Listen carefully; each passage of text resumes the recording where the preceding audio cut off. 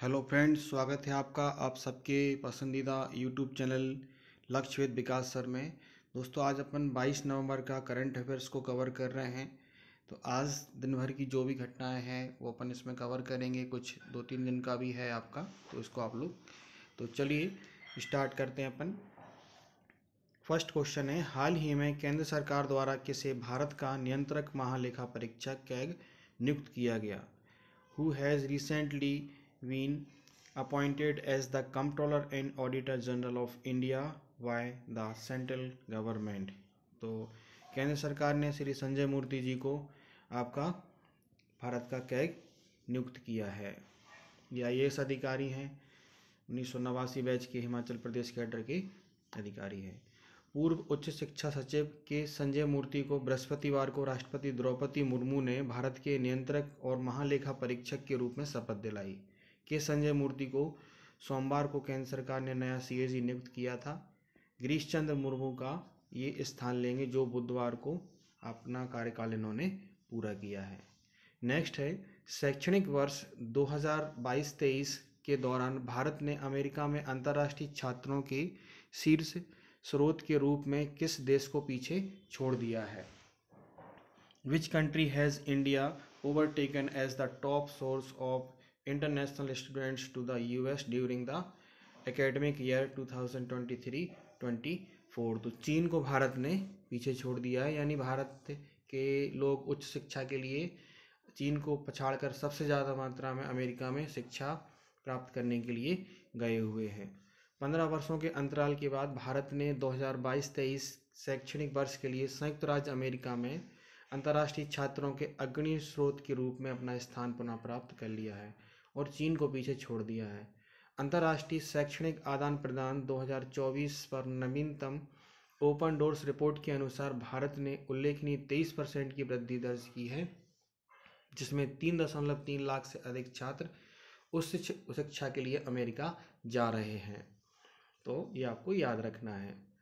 तो मतलब इंडिया में कुछ लोग एजुकेशन को नहीं लेना चाहते, तो भारत से बाहर विभिन्न देशों में शिक्षा के लिए लोग आगे जाते हैं, तो उसी के अंतर्गत आपका ये हम लोगों को देखा है।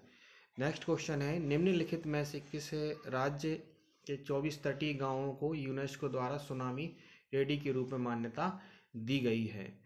तो यानी सुनामी आने की संभावना रहती है, तो उसके लिए क्या करती है गवर्नमेंट, या कोई भी आपदा आने की, जैसे कहीं भूकंप प्रभावित क्षेत्र होते हैं या फिर कोई भी तूफान आ रहा होता है, कहीं ज़्यादा बाढ़ आती है, तो सरकार अलग अलग प्रकार से इनका आकलन करके पूर्वानुमान लगा के चिन्हित कर देती है कि ये आपके संभावित हैं। तो ऐसे 24 गाँवों को आपका यूनेस्को ने किया है। तो संयुक्त राष्ट्र शैक्षणिक, वैज्ञानिक और सांस्कृतिक संगठन यूनेस्को का आपका ये नाम है।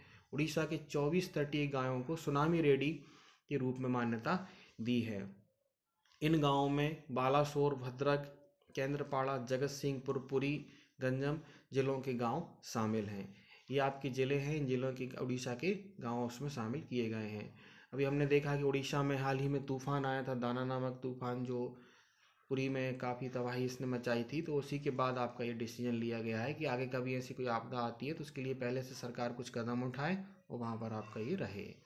ठीक है। तो जगत सिंहपुर जिले के नोलियाशाही और गंजम जिले के बैंकट रायपुर को भी सुनामी के लिए तैयार रहने का प्रमाण पत्र का जारी किया गया है। ये आपको याद रखना है। इस पहल के लिए 12 सूचक बिंदुओं के आधार पर सूची तैयार की गई थी। NTRRB बोर्ड ने इन गांवों के नाम यूनेस्को के पास मंजूरी के लिए आपके भेजे थे। नेक्स्ट है, हाल ही में किस देश ने नए परमाणु सिद्धांत के माध्यम से अमेरिका को चेतावनी जारी की है? तो अभी हमने देखा है कि देखिए रूस जो है वो लगातार नए नए वो कर रहा है। तो रूस यूक्रेन का युद्ध चल रहा है, जिसमें बहुत सारे नए नियम देखे जा रहे हैं। तो रूसी राष्ट्रपति पुतिन ने देश के परमाणु नीति के एक अपडेट डॉक्यूमेंट को मंजूरी दे दी है। यह डॉक्यूमेंट उन परिस्थितियों को रेखांकित करता है जिनके तहत मॉस्को परमाणु हथियारों का इस्तेमाल कर सकता है। यह रूस की नीति में एक बड़े बदलाव को दिखाता है। इन बदलावों ने वैश्विक सुरक्षा को लेकर नए सिरे से चिंताएं पैदा कर दी हैं, खास तौर से तब जब यूक्रेन का युद्ध चल रहा है। ठीक है, तो ये आपको याद रखना है। नेक्स्ट है, हाल ही में किस राज्य में गुरु घासीदास तंवर पिंगला को भारत के 56वें टाइगर रिजर्व के रूप में अधिसूचित किया गया है? Recently in which state Guru Ghasidas Tanwar Pingala has been notified as tiger reserve among the 56th of India? दोस्तों, केंद्रीय पर्यावरण मंत्री श्री भूपेंद्र यादव ने छत्तीसगढ़ में आपका ये 56वें टाइगर रिजर्व को अधिसूचित किया है। तो ये 18 नवंबर को देश का 56वां जो था वो आपका बाघ अभयारण्य या टाइगर रिजर्व के रूप में आपका जाना गया। नाम गुरु घासी दास तंवर पिंगला इसका नाम रखा गया है। 2829 वर्ग किलोमीटर में आपका ये फैला हुआ है। छत्तीसगढ़ के कोरिया ज़िले में आपका ये पड़ता है।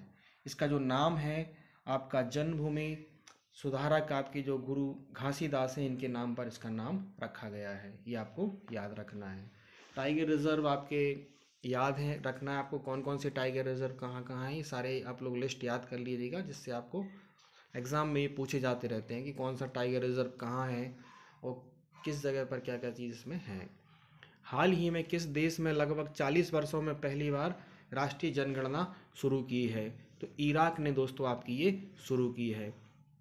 तो इराक आपको याद रखना है। इराक की राजधानी बगदाद है। इसकी जो मुद्रा है वो इराकी दीनार है। महाद्वीप आपका एशिया महाद्वीप में इराक आपका पड़ता है। ठीक है। नेक्स्ट है, हाल ही में प्रसार भारती ने किस नाम से अपना खुद का OTT प्लेटफॉर्म लॉन्च किया है? Recently Prasar Bharati launched its on OTT platform by which name? तो वेब्स नाम से आपका एक नया OTT प्लेटफॉर्म जो है वो प्रसार भारती ने दोस्तों लॉन्च किया है। प्रसार भारती जो है वो एक इंडिया का एक पब्लिक सर्विस आपका ब्रॉडकास्टर है। प्रसार भारती की ओर से खुद का एक नया ओवर द टॉप OTT का पूरा नाम होता है। OTT प्लेटफॉर्म आप लोग जो मोबाइल्स में हम लोग देखते हैं जो ऐप होते हैं उनको OTT कहते हैं। जैसे कई प्रकार के OTT हैं, यहाँ पर आपका बहुत सारे न्यूज़ चैनल सारे चैनल्स जिसमें आपके चलते हैं उसको आप लोग OTT कहा जाता है। तो अभी प्रसार भारती ने आपका ये लॉन्च किया है, इसको नाम उन्होंने वेब्स इसको नाम दिया गया है। प्रसार भारती के बारे में हम लोग जानते हैं। प्रसार भारती जैसे आप लोग देखते हैं जो दूरदर्शन और आकाशवाणी इसके एक प्रमुख अंग है। Prasar Bharati broadcasting corporation of India के रूप में जानी जाती है। भारत की एक सार्वजनिक प्रसारण संस्था है। इसमें मुख्य रूप से दूरदर्शन और आकाशवाणी शामिल हैं। 23 नवंबर 1997 में प्रसार भारती संबंधी मुद्दों पर सरकार की प्रसारण संस्थाओं को स्वायत्तता देने के मुद्दे पर संसद में काफ़ी बहस के बाद आपका ये लाया गया था। संसद ने इस संबंध में 1990 में एक अधिनियम पारित किया था, लेकिन अंततः इसको 15 सितंबर 97 को लागू कर दिया गया। प्रसार भारती के वर्तमान में जो अध्यक्ष हैं वो आपके मृणाल पांडे हैं और CEO जवाहर सरकार है। ये आपको याद रखना है। तो दूरदर्शन नाम सुना होगा आपने, DD न्यूज़ हम लोग देखते हैं, दूरदर्शन देखते हैं। तो DD के यानी दूरदर्शन के जो भी आपके केंद्र होते हैं सरकारी आपका ये संस्था है। और आजकल बहुत सारे प्राइवेट ग्रुप भी आपके हैं, लेकिन ये आपका गवर्नमेंट है। नेक्स्ट है, हाल ही में किस देश ने अदानी के साथ मिलकर आपकी बिजली एयरपोर्ट की जो डील है वो आपकी रद्द कर दी है? तो केन्या ने आपका ये रद्द कर दिया है। अभी हमने कल चर्चा की थी कि अदानी के ऊपर जो है वो रिश्वत देने का मामला आपका दर्ज हुआ है। तो उसी के बाद चलते आपका ये बड़ा कदम केन्या की गवर्नमेंट ने उठाया है। ये आपको, जिसमें हम लोगों ने देखा था कि अदानी के ऊपर जो है वो आपकी न्यूयॉर्क में एक केस दर्ज हुआ है जिसमें 2200 करोड़ रुपए की रिश्वत देने का मामला इनमें सामने आया है। ठीक है। केन्या की सरकार ने गुरुवार को अदानी ग्रुप के साथ किए गए सभी डील रद्द करने की घोषणा की है। इनमें बिजली ट्रांसमिशन और एयरपोर्ट विस्तार जैसे बड़े प्रोजेक्ट शामिल थे। अमेरिका में भारतीय उद्योगपति गौतम अडानी समेत 8 लोगों पर अरबों रुपए की रिश्वत का मामला आपका दर्ज हुआ था, जिसके बाद केन्या सरकार ने यह फैसला लिया है। नेक्स्ट है, हाल ही में जारी ICC T20 रैंकिंग में ऑलराउंडर नंबर 1 पर कौन रहे हैं? तो भारत के हार्दिक पांड्या, भारतीय T20 टीम के उप कप्तान हार्दिक पांड्या आपके नंबर 1 पर रहे हैं। ये आपको याद रखना है। इनके साथ साथ ही तिलक वर्मा ने भी एक लंबी छलांग लगाई है और वो ICC की T20 रैंकिंग में तीसरे नंबर पर जगह बनाने में सफल रहे हैं, जिन्होंने अभी हाल ही में हमने देखा था कि शतक लगाए थे। ठीक है। हाल ही में जारी वैश्विक जलवायु सूचकांक 2024 में भारत ने कौन सा स्थान पर आपका रहा है, तो ये आपको याद रखना है। तो भारत 10th नंबर पर रहा है। इसमें आपका पहले, दूसरे, तीसरे नंबर पे कोई कंट्री आपकी नहीं रही, क्योंकि किसी ने भी ऐसा अच्छा प्रदर्शन नहीं किया जिसके वजह से उनको ये स्थान दिया जा सके। भारत ने climate year stock share holder 2025 की पिछली तुलना में 2 स्थान नीचे गिरा। भारत यानी जो लास्ट ईयर था, लास्ट ईयर 8th नंबर पर था, इस बार आपका 10वें नंबर पर आपका आ गया है, ये आपको याद रखना है। नेक्स्ट है, हाल ही में किसने नेप्थ्रोमाइसिन नामक पहली स्वदेशी एंटीबायोटिक दवा लॉन्च की है? तो डॉक्टर जितेंद्र सिंह ने आपकी ये पहली दवा लॉन्च की है। भारत के विज्ञान और आपकी प्रौद्योगिकी मंत्री हैं, इन्होंने अभी हाल ही में दिल्ली में इसको लॉन्च किया है, ये आपको याद रखना है। इसका प्रयोग जो है वो प्रतिरोधी संक्रमणों को दूर करने के लिए आपका किया जाएगा, है ना। इसको जैव प्रौद्योगिकी विभाग की एक इकाई के सहयोग के रूप में विकसित किया गया है। यह इकाई जैव प्रौद्योगिकी उद्योग अनुसंधान सहायता परिषद है ना, ये आपको याद रखना है। एंटीबायोटिक क्या होता है? एंटीबायोटिक दवाएं बैक्टीरियल संक्रमणों के इलाज में इस्तेमाल की जाती हैं। ये बैक्टीरिया को मारती हैं और उनके प्रजनन को रोकती हैं, ये आपको याद रखना है। नेक्स्ट है, हाल ही में किसे नागालैंड के 25 हार्नफल महोत्सव में साझेदार देश के रूप में आपके घोषित किया गया है? तो जापान जो है वो, जापान आपका इस बार इसमें शामिल हो रहा है। जापान इसका सहयोगी संगठन है। पेरू भी इसमें शामिल हो रहा है, ये आपको याद रखना है। नागालैंड का एक बहुत प्रसिद्ध आपका महोत्सव है। नागालैंड के प्रतिष्ठित आपके हार्नफल महोत्सव के 25वें संस्करण के लिए जापान के आधिकारिक साझेदार देश के रूप में घोषित किया गया है। साथ ही पहले से घोषित आपकी बेल्स भी इस महोत्सव में शामिल हो रहा है। हार्नफल महोत्सव नागालैंड का वार्षिक सांस्कृतिक कार्यक्रम है जो 1 से 10 दिसंबर तक कोहिमा के पास किसामा हेरिटेज गांव में आयोजित किया जाता है, ये आपको याद रखना है। नेक्स्ट है, हाल ही में किसे मणिपुर उच्च न्यायालय का मुख्य न्यायाधीश नियुक्त किया गया है? Who has recently been appointed chief justice of Manipur high court? तो ये आपके न्यायमूर्ति डी कृष्ण कुमार हैं, इनको आपका ये नियुक्त किया गया है। भारतीय संविधान द्वारा प्रदत्त शक्ति का प्रयोग करते हुए राष्ट्रपति ने न्यायमूर्ति डी कृष्ण कुमार को आपका मणिपुर हाई कोर्ट का मुख्य न्यायाधीश आपका नियुक्त किया है। ये अभी मद्रास उच्च न्यायालय के मुख्य न्यायाधीश थे। नेक्स्ट है, हाल ही में एडीबी ने वित्तीय क्षेत्र में सुधार के लिए किस देश को ऋण देने की मंजूरी दी है? Recently ADB has approved giving loan to which country to improve the financial sector? तो श्रीलंका को आपका इन्होंने लोन दिया है। एशियाई विकास बैंक एडीबी ने हाल ही में श्रीलंका को वित्तीय क्षेत्र में सुधार के लिए $200 मिलियन के नीति आधारित ऋण को मंजूरी दे दी है। यह ऋण एडीबी के वित्तीय क्षेत्र स्थिरता और सुधार कार्यक्रम के तहत दिया गया है। बता दें कि एडीबी की स्थापना 1966 में की गई थी। इसका मुख्यालय मनीला फिलीपींस में है। एडीबी के बारे में कुछ और जानकारी। एडीबी अपने सदस्यों और साझेदारों को सामाजिक और आर्थिक विकास के लिए ऋण, तकनीकी सहायता, अनुदान और इक्विटी निवेश देता है। एडीबी का मुख्यालय फिलीपींस के आपके इसमें है, ये आपको याद रखना है। एडीबी समृद्ध, समावेशी, लचीला और टिकाऊ एशिया और प्रशांत क्षेत्र में बनाने के लिए काम करता है, ये आपको याद रखना है। पूंजी से संबंधित अत्यधिक गरीबी को खत्म करने के लिए भी इसको आपका बनाया गया है। हाल ही में अंतर्राष्ट्रीय क्रिमिनल कोर्ट ने किस देश के प्रधानमंत्री के खिलाफ गिरफ्तारी वारंट किया है? Recently, the International Criminal Court has issued on arrest warrant against the Prime Minister of which country? तो अभी हमने देखा है कि इजराइल में युद्ध चल रहा है, तो इजराइल के प्रधानमंत्री बेंजामिन नेतन्याहू के और पूर्व रक्षा मंत्री योआव गैल के खिलाफ आपका अरेस्ट वारंट जारी करा गया है। अंतर्राष्ट्रीय आपराधिक न्यायालय आईसीसी के नाम से भी इसको जाना जाता है, इंटरनेशनल कोर्ट, है ना, ने गुरुवार को गाजा में जंग को लेकर इजरायली प्रधानमंत्री बेंजामिन नेतन्याहू और पूर्व रक्षा मंत्री योआव गैलेंट के लिए गिरफ्तारी वारंट किया है।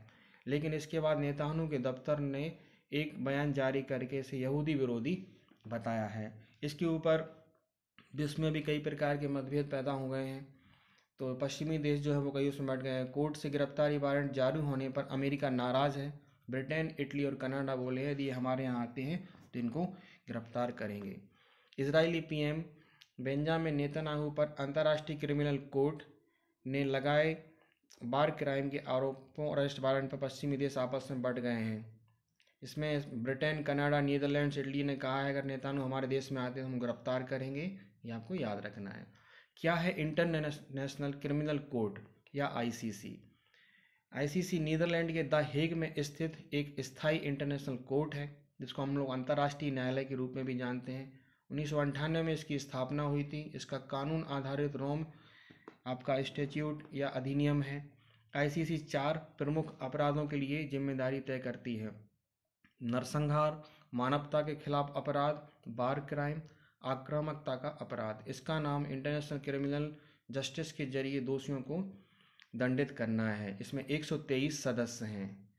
2002 से शुरू हुआ था इंटरनेशनल क्रिमिनल कोर्ट।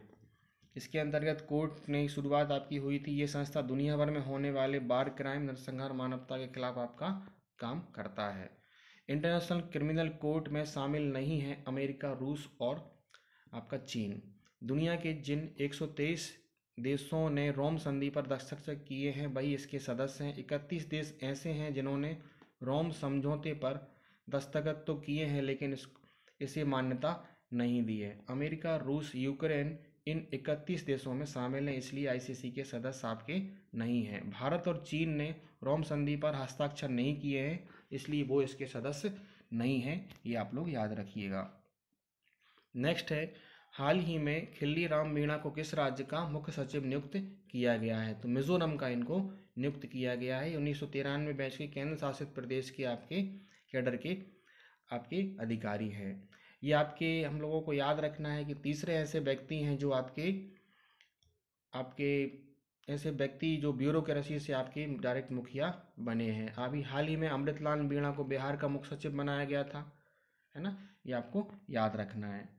नेक्स्ट है, विश्व टेलीविज़न डे कब मनाया जाता है? तो विश्व टेलीविज़न डे जो है वो 21 नवंबर को मनाया जाता है। ये आपको याद रखना है। 1996 से आपकी इसकी शुरुआत हुई थी। दोस्तों ये रहा आपका 22 नवंबर का करंट अफेयर, जिसमें हम लोगों ने पिछले कुछ दिनों में हुई घटनाएं और आज की घटनाओं के बारे में थोड़ा सा हम लोगों ने चर्चा की, जाना इनको विस्तार से। तो इनको आप लोग नोट कर लीजिएगा। एक बार 2 बार में आपको वीडियो समझ में आएगा, जिसको आप लोग अच्छी तरीके से देखते रहिए, समझते रहिए दोस्तों। अब अपन बात करते हैं दोस्तों, हमारे चैनल पे आप लोग जाएंगे तो वहाँ जाकर आप लोग इसमें पूरी तरीके से इसमें देखेंगे तो आपको सब सारा जो दिखेगा वो आपको पढ़, कुछ क्विज़ हम लोग डालते हैं तो आप लोग कम्युनिटी में जाकर उसको अच्छी तरीके से देख लें, समझ लें और आपको वो समझ में आ जाएगा। तो उसको आप निरंतर फैक्ट्स जो हम लोग अपलोड करते रहते हैं, कुछ क्वेश्चन के माध्यम से, कुछ क्विज़ के माध्यम से, कुछ फैक्ट्स, तो वो आप लोग उसको देखते रहें, उसको समझते रहें। तो इस तरीके से आपको सब क्लियर होता रहेगा। तो जो लोगों ने हमारे चैनल को सब्सक्राइब नहीं किया है, चैनल को सब्सक्राइब करें, वीडियो को लाइक करें। कुछ आपको इसमें कमी लगती है तो कमेंट्स करके बताएं, या फिर किसी और टॉपिक्स पे आप लोग वीडियो बनवाना चाहते हैं तो आप लोग वो भी बताएं। और इसको अपने दोस्तों को शेयर करें, अपने ग्रुप्स में शेयर करें। जय हिंद, जय भारत।